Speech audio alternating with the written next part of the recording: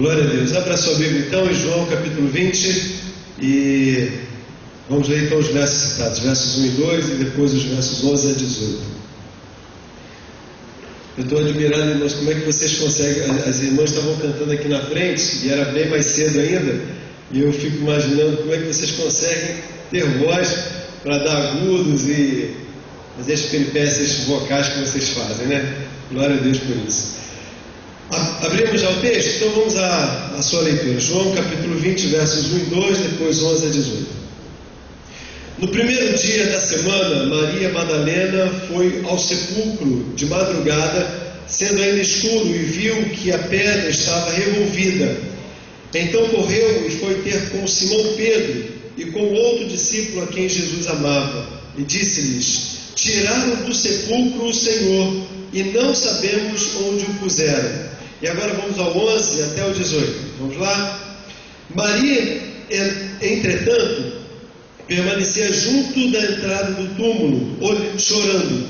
Enquanto chorava, abaixou-se e olhou para dentro do túmulo, e viu dois anjos vestidos de branco sentados onde o corpo de Jesus fora posto, numa cabeceira e o outro aos pés.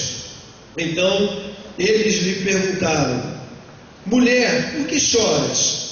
Ela lhes respondeu: porque levaram o meu Senhor e não sei onde o puseram.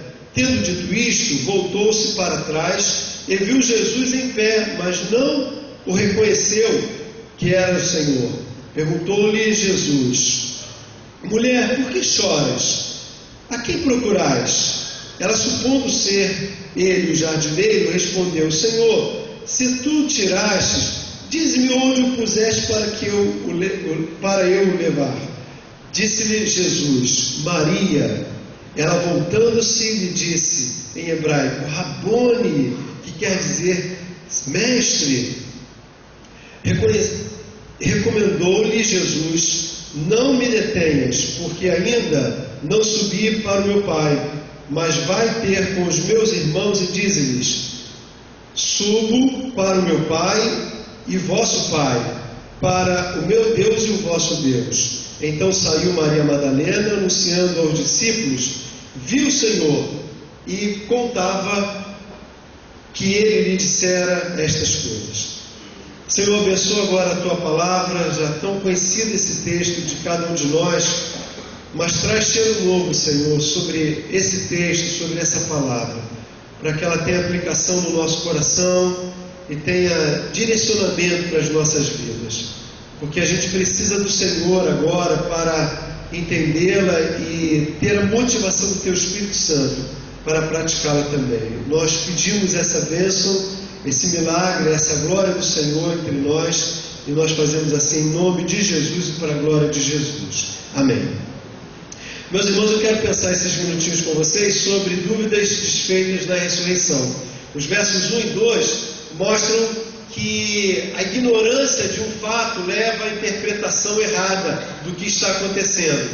Elas têm uma ignorância, não só Maria Madalena, mas todos os discípulos que estão envolvidos nesse cenário da ressurreição, tanto da crucificação como também da ressurreição, uma ignorância de que Jesus, ele vai ressuscitar. É verdade que ele já tinha dito isso anteriormente, mas parece uma coisa assim não muito compreendida e não meio que esquecida circunstancialmente pelos discípulos. Então, porque eles têm ignorância de um fato, desencadeia uma interpretação errada, e eles entendem que o corpo de Jesus, porque não creem na ressurreição nesse momento, eles entendem que o corpo de Jesus foi roubado. Há no texto pulado aqui uma situação que depois os irmãos desejando ler poderão compreender melhor sobre essa dúvida.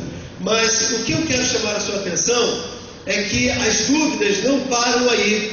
Elas pensaram que o corpo tinha sido roubado, mas no cenário da ressurreição, Deus pode nos abençoar nessa manhã, lembrando desse episódio e das entrelinhas do que está nesse texto, para tirarmos outras dúvidas relacionadas ao nosso cotidiano também.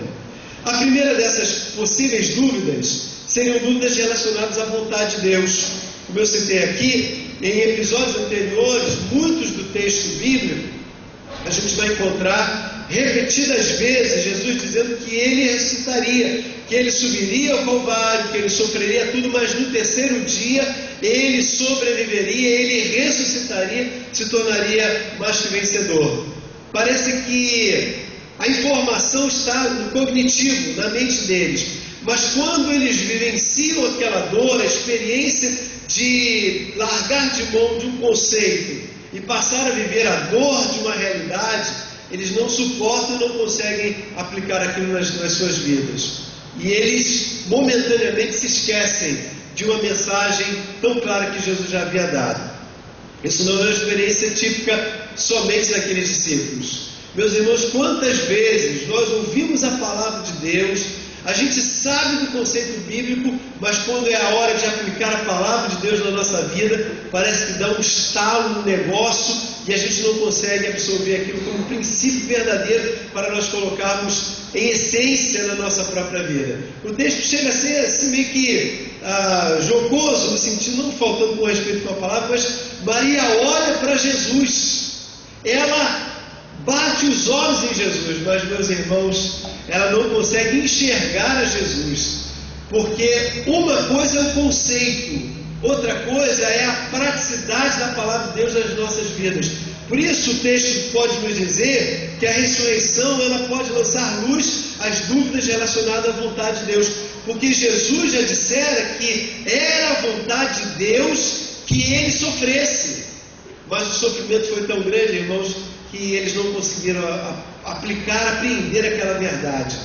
Eu acho que muitas razões poderiam ter levado os discípulos a não crerem e a entenderem de forma tão dificultosa aquele momento. Mas eu queria citar 3 coisinhas rápidas sobre dúvidas quanto à vontade de Deus nas nossas vidas. Eu acho que eles começaram a ter dificuldade em entender a crucificação, aquele sofrimento, aquele tempo de 3 dias de morte do Senhor, de enterro, de fechar uma pedra sobre o corpo, como que interromper um sonho na vida deles, porque aquela realidade foi cruel demais, impactante demais, dura demais. Eu não sei se vocês viram aquele filme do sofrimento, da agonia de Jesus, de Mel Gibson. O título dele, Paixão de Cristo. As cenas são tão tremendas, não é, irmãos? Quem assistiu o filme? Levanta a mão. Grande parte, quase todo mundo. Lembram-se na hora em que ele vai ser chicoteado? Eu sempre pensei na minha mente um chicote de couro cru e batendo e rasgando o corpo de Jesus.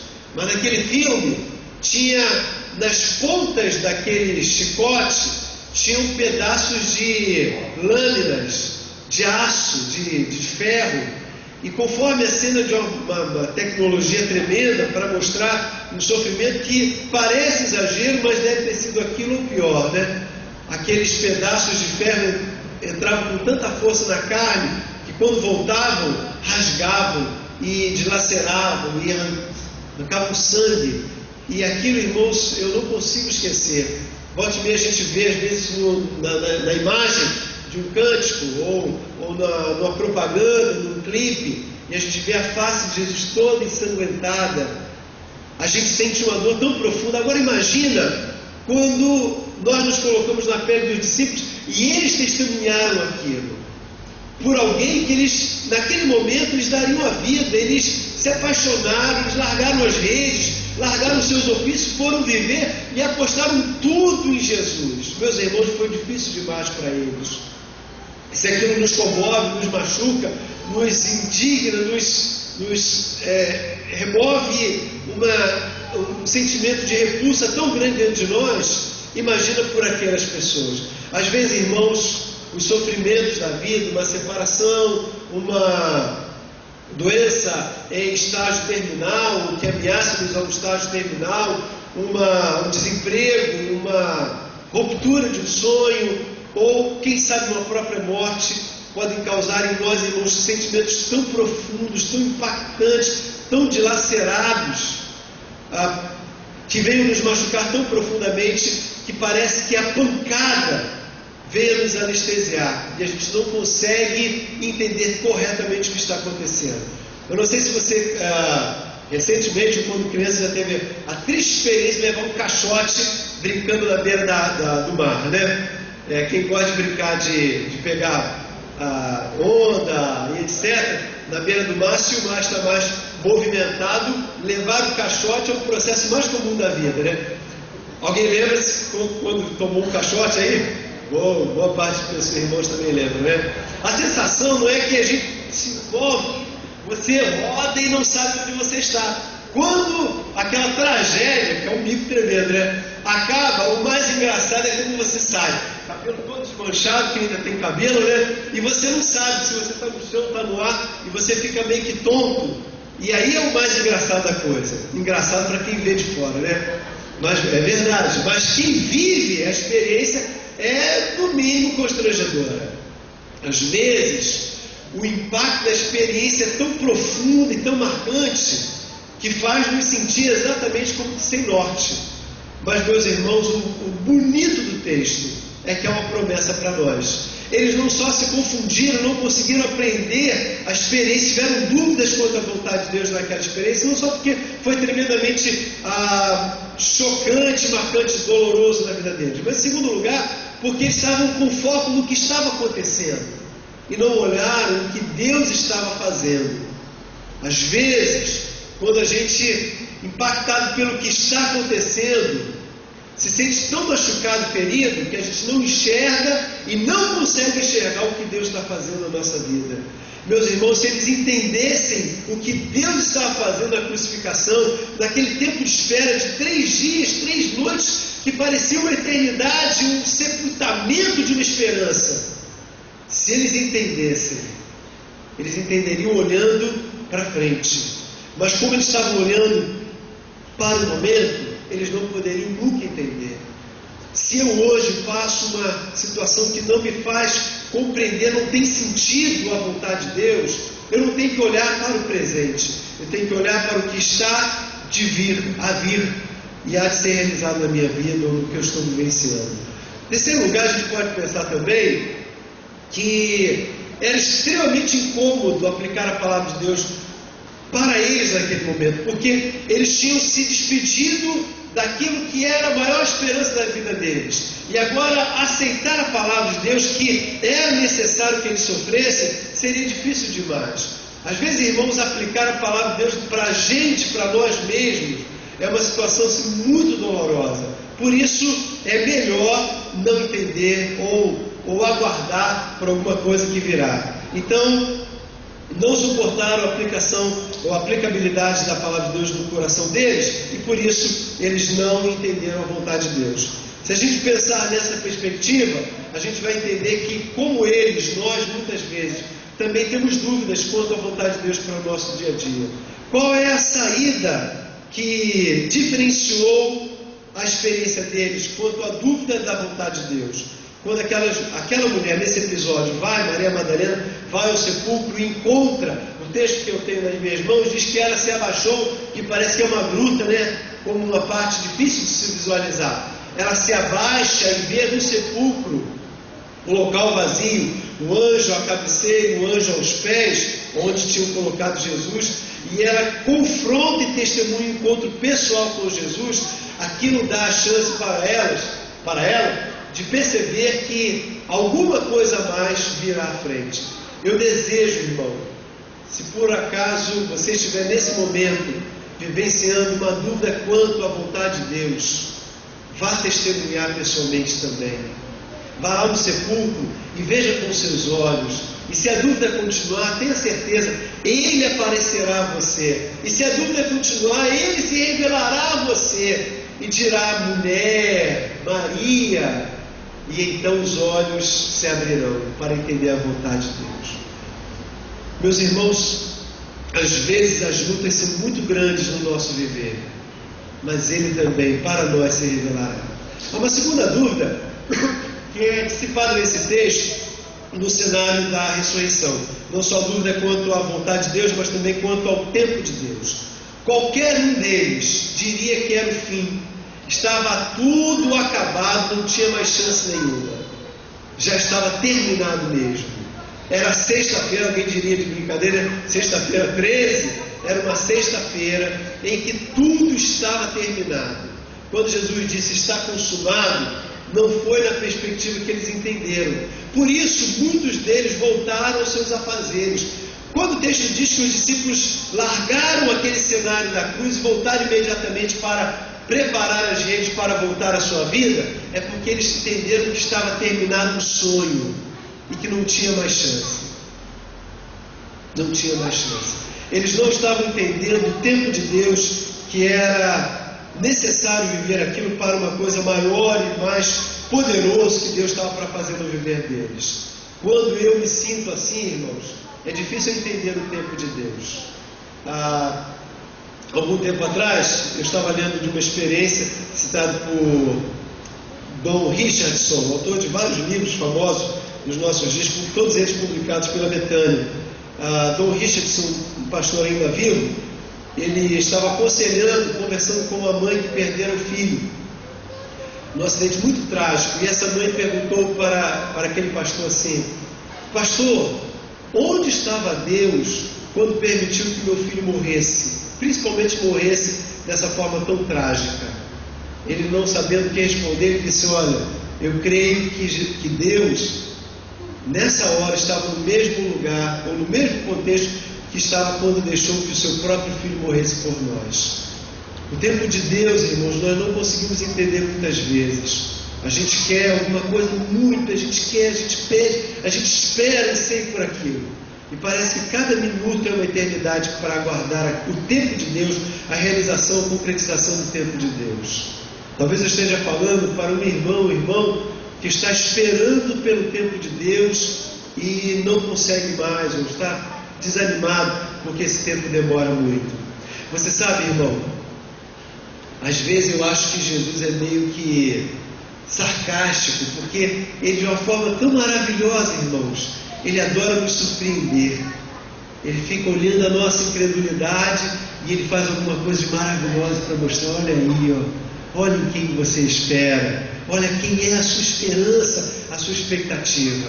Ele é caprichoso em nos surpreender, em mudar os fatos, em transformá-los para que a gente seja surpreendido e a nossa fé seja revigorada. Ele tem em muitos momentos da palavra a oportunidade de nos deixar perplexos, em mostrar que o tempo está nas mãos dele e que os fatos, a consequência, ou melhor, o ato contínuo dos fatos estão também nas mãos dele e não nas nossas. Por exemplo, ele menciona que se buscarmos o reino de Deus em primeiro lugar, o que vai acontecer conosco, irmãos? Todas as demais coisas nos serão acrescentadas. A gente olha, espera o tempo de Deus, a realização do tempo de Deus, e não entende como ele vai fazer, e por isso, não entendendo o tempo de Deus, a gente entra em dúvidas também. Mas ele diz que se nós crermos, como lá no sepultamento de Lázaro, se nós crermos, nós veremos o que, irmãos? A glória de Deus. Se nós tivermos uma fé tão pequenininha, do tamanho de que, irmãos? De um grão de mostarda, o que vai acontecer? Nós vamos dizer para esse monte: vai para lá, depois vem para cá. E o texto diz que isso também acontecerá. Por uma razão: ele tem tempo nas suas mãos. Aquela sexta-feira era um tempo de derrota aos olhos deles, mas aos olhos do Senhor era o tempo da glória de Deus. Se está de noite na nossa vida, espere o amanhecer e nós vamos ver a glória do nascer de um novo dia na nossa vida.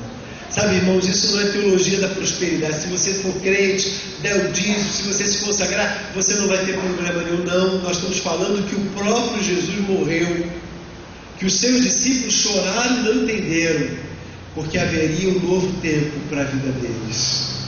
Às vezes, as coisas têm que morrer sim, tem que sepultar sim, tem que cheirar mal sim, para a gente ter certeza que todas as possibilidades acabaram. Porque aí será o tempo e a oportunidade, a possibilidade de Deus. Terceiro lugar, irmãos, não só há dúvidas quanto à vontade de Deus e o tempo de Deus, mas está aqui encarnado exemplificado, como também em nós, dúvidas quanto ao poder de Deus, relacionadas ao poder de Deus. Deus falara que Ele faria o impossível, Ele ressuscitaria. Olha, Ele deu provas disso. Jesus, Ele ressuscitou outros também antes daquele episódio. Ele, por exemplo, ressuscitou em Lucas 7, aquele único filho da viúva de Naim. Estão lembrados? O cortejo está já se aprontando para enterrar a criança, o filho, o único filho daquela viúva. E lembram-se que a viúva, quando o marido morre, ela está desamparada. Ela tem um filho, ela tem uma esperança. O único filho morre também. Jesus cruza aquele sepultamento, aquele enterro, aquele velório, aquele luto, e Ele ressuscita aquela criança. Já citamos aqui a experiência de Lázaro também, citado já anteriormente. E a gente não precisa ficar só em Lázaro. A filha de Jairo, lá no encontro de ontem à noite dos casais, a gente compartilhou de de Lucas capítulo 5, de Marcos capítulo 5 ou Lucas capítulo 8. Ele ressuscita aquela menina para mostrar que a glória é dele, não dos homens. Aqueles vizinhos todos disseram em conjunto: olha, a criança já morreu, não tem chance mais, você vai perder seu tempo. Jesus diz bem alto: menina, levanta, para que todos ouçam que Ele tem o poder sobre a vida. Meus irmãos, eles testemunharam isso. Os discípulos, inclusive Tiago, João, estão lá naquele quarto fechado, junto com a mãe, o pai Jairo e a criança morta, e o Senhor Jesus. Eles viram pessoalmente, mas quando eles têm que experimentar sobre o próprio Senhor, eles esquecem. A gente esquece, irmãos.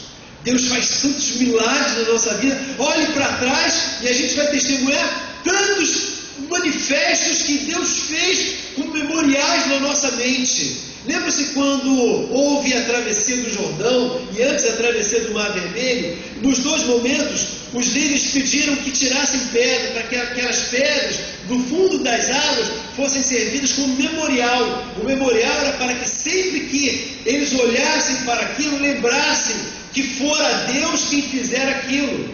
Meus irmãos, que poder!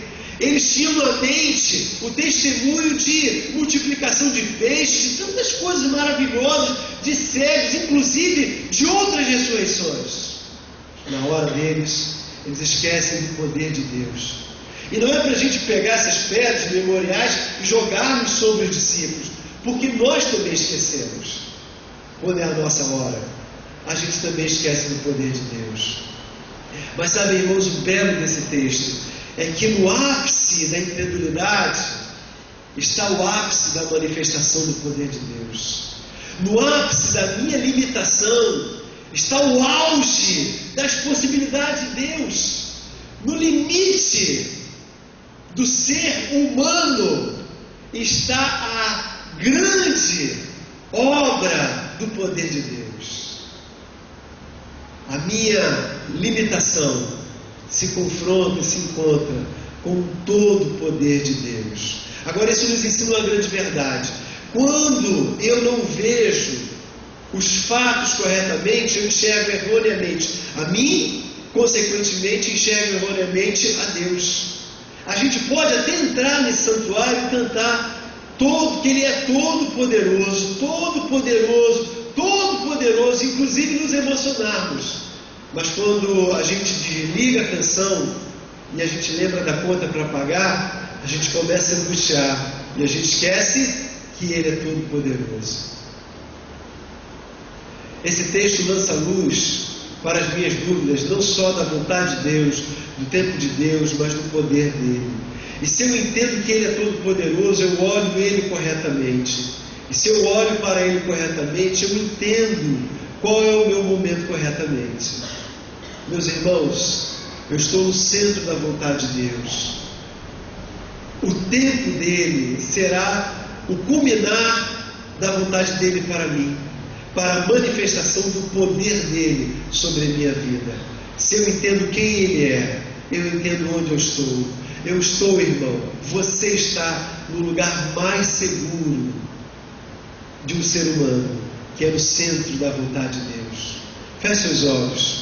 Segure como que fechando as suas mãos, uma delas, o símbolo da sua vida, e entregue pela sua mente, pela fé, entregue a sua vida nas mãos dele. Abra a sua mão agora e esteja dizendo assim: Senhor Jesus, eu agradeço pela tua palavra, porque ela dissipa as dúvidas quanto à tua vontade para a minha vida, o teu tempo para a minha vida e o teu poder na minha vida.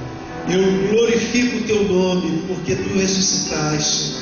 Tu estavas no centro da vontade do Pai, tu não estava fora dele. E o que na verdade o que te segurou naquela cruz não foram realmente os pregos, mas foi o teu grande amor, amor ao Pai, amor por cada um de nós. Por isso, Senhor, nós também queremos subir na nossa própria cruz.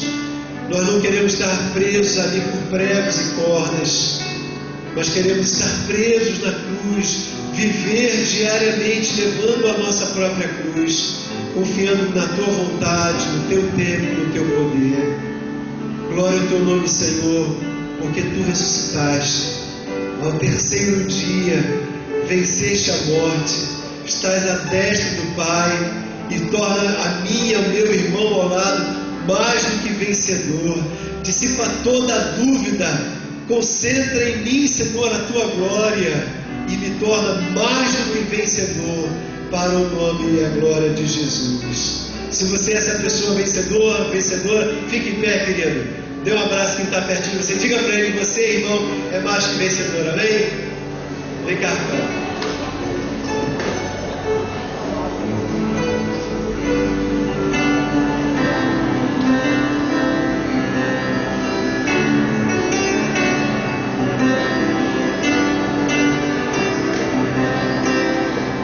Glória ao nome de Jesus. Meus irmãos, estamos terminando esse culto de celebração da ressurreição de Jesus. E nós queremos convidar que você agora participe do café da manhã e vamos celebrar juntos a nossa comunhão. Eu quero convidar que depois você vá para a sua classe. Se a sua classe não estiver funcionando, vai para outra classe, mas vamos estudar a palavra de Deus juntos. Rapidinho, Claudinei adquiriu esse livro que está sendo anunciado no nosso boletim. Ele vai ser vendido a partir do dia 22 por R$5 apenas. Ele contém aqui as 100 meditações dos 100 dias de oração. Talvez você não esteja acreditando, mas nós, como batistas, a nossa igreja vai entrar numa campanha de oração de 100 dias. Vão ser 100 dias de consagração. Não é obrigado a comprar. Se você puder comprar, compre. Se você puder abençoar outro irmão, compre 2, 3, 4 livros e distribua com pessoas queridas da nossa membresia e de outros. E vamos entrar numa batalha de oração, irmãos. Vamos levantar no Brasil, em torno do Brasil, uma muralha de oração. E você é convidado a participar disso. Nós vamos ter vários movimentos de oração. Já pedimos ao irmão Francisco nos ajudar isso. Dessa campanha, com um grupo de oração, outros grupos vão se levantar, a igreja toda deverá se mobilizar nesse esforço, tá bom? Jefferson fez os anúncios do que vai acontecer ligados à obra missionária, então não falte sábado que vem, traga o seu trocadinho, sua alegria e os seus amigos para aquela grande festa missionária, amém? E agora pedimos ao Pai que o Senhor nos despeça desse momento de adoração, de reflexão, na graça de Jesus, no amor do nosso eterno Pai e nas ternas e doces consolações do seu Santo Espírito, hoje e para todo sempre. Amém, Senhor. Amém. Vamos comungar lá embaixo, irmãos? Vamos adorar o Senhor através da nossa comunhão.